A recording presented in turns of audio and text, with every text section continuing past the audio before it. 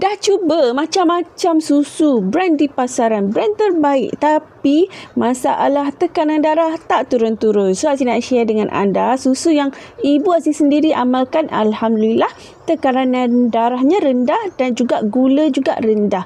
Nak tahu? Follow Aziz dan komen susu rendah gula.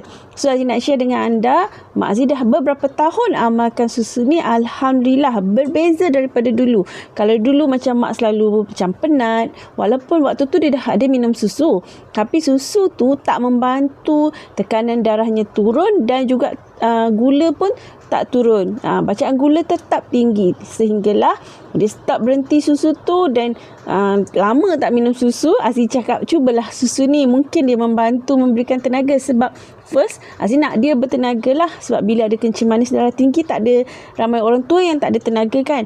Jadi bila dia minum susu ni, Alhamdulillah lebih bertenaga dan juga memang tekanan darahnya turun dan gula juga tak tinggi bacaannya. Nak dapatkan boleh komen susu rendah gula.